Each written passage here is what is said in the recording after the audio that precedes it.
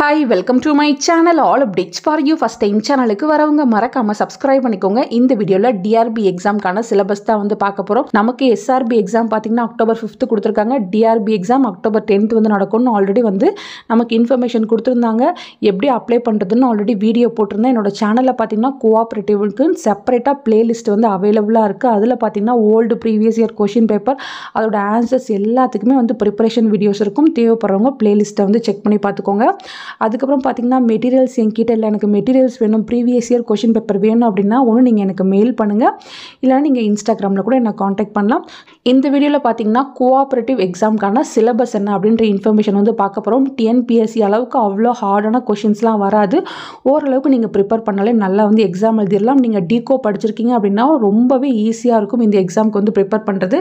So first 3 சப்ஜெக்ட்டுமே பார்த்தீங்கன்னா உங்களோட கோஆபரேட்டிவில் நீங்கள் படித்த சப்ஜெக்டாக தான் இருக்கும். ஃபஸ்ட்டு கூட்டுறவு மேலாண்மை, கூட்டுறவு கடன் மற்றும் வங்கியல், கூட்டுறவு கணக்கியல், அதுக்கப்புறம் பார்த்தீங்கன்னா எம்ஐஎஸ் மற்றும் கணினி பயன்பாடு, கணினி அடிப்படைகள், அதாவது பேசிக் கம்ப்யூட்டர் கொஷின்ஸ் இருக்கும். அதுக்கப்புறம் பார்த்தீங்கன்னா பொது அறிவு, அதுக்கப்புறம் தமிழ் இருக்கும். ஸோ இவ்வளோ சப்ஜெக்ட்ஸ் தான் வந்து உங்களுக்கு வந்து கேட்க போகிறாங்க. டோட்டலாக பார்த்தீங்கன்னா உங்களுக்கு 200 கொஷின் வந்து கேட்பாங்க.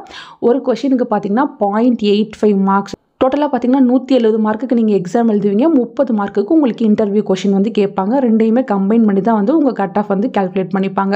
என்னோட சேனல்லே நிறைய கொஷின்ஸ் வந்து அவைலபிளாக இருக்குது. எப்படிலாம் எக்ஸாமில் கேட்டிருக்காங்கன்னு நீங்கள் வந்து செக் பண்ணி பார்த்துக்கலாம். ஸோ இதில் வந்து எப்படி ஸ்ப்ளிட் பண்ணுவாங்க அப்படின்ற இன்ஃபர்மேஷனை வந்து பார்க்கலாம். ஸோ கூட்டுறவு மேலாண்மையில் பார்த்தீங்கன்னா ஒரு 30லேருந்து 35 கொஷின் கேட்கலாம். கூட்டுறவு கடன் மற்றும் வங்கியில் ஒரு 30 கொஷின் கேட்கலாம். கூட்டுறவு கணக்கில் ஒரு 20 கொஷின் வந்து கேட்கலாம். கம்ப்யூட்டரில் பார்த்தீங்கன்னா ஒரு 10 கொஷின் வந்து கேட்கலாம். பொது அறிவில் பார்த்தீங்கன்னா ஒரு 80 கொஷின் வரையும் கேட்கலாம். ஸோ இந்த பொது அறிவுக்குள்ளே பார்த்தீங்கன்னா எல்லாமே வந்து கவர் ஆகும். Maths, aptitude, science, social, politics எல்லாமே வந்து கவர் ஆகும். தமிழில் பார்த்தீங்கன்னா ஒரு 20 கொஷின் வரையும் கேட்கறதுக்கு வந்து சான்சஸ் வந்து இருக்குது. ஸோ இது போல தான் வந்து கொஷின் வந்து கேட்பாங்க. ஸோ ஒவ்வொரு சப்ஜெக்ட்லேயுமே வந்து என்னென்ன இருக்கும் அப்படின்ற இன்ஃபர்மேஷனையுமே பார்க்கலாம்.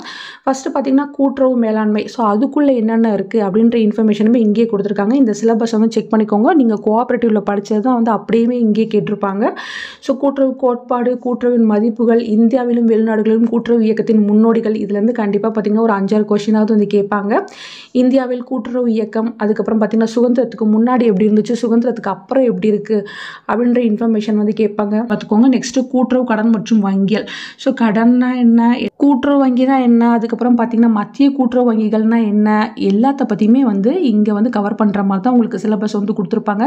நெக்ஸ்ட்டு பார்த்தீங்கன்னா கூட்டுறவு வங்கினே செப்பரேட்டாக இருக்குது. அந்த பேங்க்ஸை பற்றி உங்களுக்கு கொஷின் வந்து கேட்பாங்க.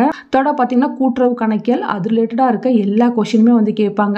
நெக்ஸ்ட்டு பார்த்தீங்கன்னா எம்ஐஎஸ் மற்றும் கணினி பயன்பாடு, கணினி அடிப்படைகள், பேசிக் கம்ப்யூட்டர் கொஷின் தான் வந்து கேட்பாங்க. ரொம்ப பேசிக்காக தான் கேட்டிருப்பாங்க. நீங்கள் ப்ரீவியஸ் இயர் கொஷினை வந்து ரெஃபர் பண்ணாலே போதும். நார்மலாக சிபியூனா என்ன அப்படின்லாம் கூட கொஷின் வந்து கேட்பாங்க.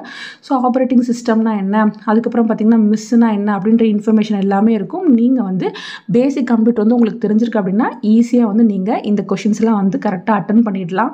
நெக்ஸ்ட்டு பார்த்தீங்கன்னா பொது அறிவு. இதுக்குள்ளே வந்து எல்லாமே கவர் ஆயிரும். நீங்கள் டிஎன்பிஎஸ்சி எக்ஸாமுக்கு ப்ரிப்பேர் பண்ணுற எல்லாத்தையுமே சேர்த்து தான் வந்து இங்கே கம்பைன் பண்ணி பொது அறிவுன்னு கொடுத்துருப்பாங்க. இயற்பியல், வேதியியல், தாவரவியல், விலங்கியல், அதுக்கப்புறம் பார்த்திங்கன்னா நடப்பு நிகழ்வு, கரண்ட் அஃபேர்ஸ், அதுக்கப்புறம் புவியியல், அதுக்கப்புறம் இந்திய வரலாறு, தமிழ்நாட்டோட வரலாறு, இந்திய அரசியலமைப்பு, அதுக்கப்புறம் பார்த்திங்கன்னா இந்திய பொருளாதாரம், எக்கனாமிக்ஸ், தேசிய இயக்கம். ஸோ இது ஃபுல்லாகவே வந்து இங்கே கேட்டிருப்பாங்க. அதுக்கப்புறம் பார்த்திங்கன்னா ஆப்டிடியூட் அண்ட் மென்டல் எபிலிட்டி, உங்களோட மேக்ஸ் கொஷின் அதுவுமே வந்து இங்கே கேட்பாங்க. ஸோ டோட்டலாக பார்த்தீங்கன்னா ஜிகேல இவ்வளோ வந்து கவர் ஆகும். நெக்ஸ்ட்டு பார்த்தீங்கன்னா தமிழ் வந்து ரொம்ப பேசிக் தமிழ் தான். இதில் எலிஜிபிலிட்டி டெஸ்ட் அப்படிலாம் எதுவுமே கிடையாது. பேசிக்காக தமிழ் வந்து ஒரு 20 கொஷின் வந்து கேட்பாங்க. தமிழ் மொழியின் வரலாறு, தமிழ் இலக்கிய வரலாறு, அதுக்கப்புறம் பார்த்தீங்கன்னா சங்கம் மருவிய காலம், அதை பற்றிலாம் வந்து கேட்பாங்க. இலக்கண நூல்கள் இங்கே வந்து நீங்கள் என்னென்ன படித்தா போதுன்னு போட்டிருப்பாங்க. தொல்காப்பியம், அகத்தியம், நன்னூல், அதுக்கப்புறம் தமிழ் புலவர்கள் பற்றி கேட்பாங்க. ஸோ அந்த புலவர்கள் யார் யாருன்ற இன்ஃபர்மேஷனும் இங்கே கொடுத்துருப்பாங்க. அடுத்து தமிழ் அறிஞர்கள் பற்றி கொடுத்துருக்காங்க. தற்கால இலக்கியம். ஸோ தமிழில் பார்த்தீங்கன்னா நீங்கள் இவ்வளோ கவர் பண்ணால் போதும். ஸோ இதுதான் ஃப்ரெண்ட்ஸ் உங்களோட சிலபஸ். ரொம்ப ஈஸியாக வந்து படிச்சிடலாம். 2 மந்த்ஸ்லேயே வந்து நல்லா ப்ரிப்பேர் பண்ணலாம். உங்களுக்கு தேவையான மெட்டீரியல்ஸ் இருந்துச்சுன்னா நீங்கள் நல்லாவே ப்ரிப்பேர் பண்ணி எக்ஸாம் வந்து எழுதலாம் ஃப்ரெண்ட்ஸ். அப்படியே கீழே பார்த்தீங்கன்னா இங்கிலீஷில் இருக்குது. தேவைப்படுறவங்க நீங்கள் இதையுமே வந்து செக் பண்ணி பார்த்துக்கலாம். ஸோ ஃபர்தராக இதில் உங்களுக்கு ஏதாச்சும் டவுட் இருந்தாலும் நீங்கள் கீழே கமெண்ட் செக்ஷனில் கேட்கலாம். மெட்டீரியல்ஸ் வேணும் அப்படின்னா நீங்கள் தாராளமாக என்னை இன்ஸ்டாகிராமில் காண்டாக்ட் பண்ணலாம். தேங்க்யூ ஃபார் வாட்சிங்.